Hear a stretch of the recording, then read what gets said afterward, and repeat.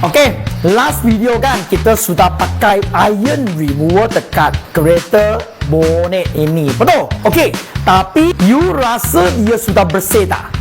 Oh, tak bersih lagi bang. Apa lagi ada dekat atas? Stubborn stain, kotor-kotor yang degil yang dekat atas bang.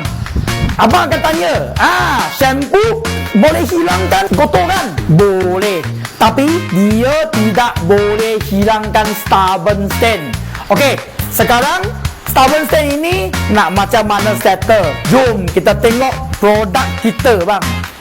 Anti-rain all-purpose cleaner bang. Okey, all-purpose cleaner ini biasa untuk kereta putih.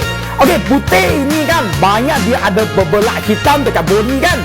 Pakai shampoo tak boleh cuci, banyak abang tahu. Tapi all-purpose cleaner ini campur air boleh jadi. Lagi kebaikan dia untuk sebelum polish bang. Ada banyak orang polish dia tak cuci dengan all-purpose cleaner sebab jadi bad polish dia sentiasa apa? Kotor tu lekat dengan compound jadi keras cepat. Lepas tu potongan pun tak ada bang.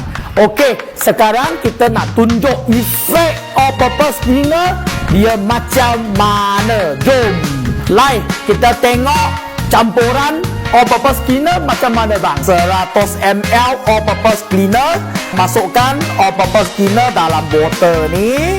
Lagi air, kasih penuh. Kita cap balik ini bang. Okey, dia goncang sikit. Okey, kita sudah siap campur all-purpose cleaner ni. Jom kita tengok efek dia macam mana bang. Sekarang pun dua pun kuning. Okey, betul? Okey, jom kita tengok macam mana dia.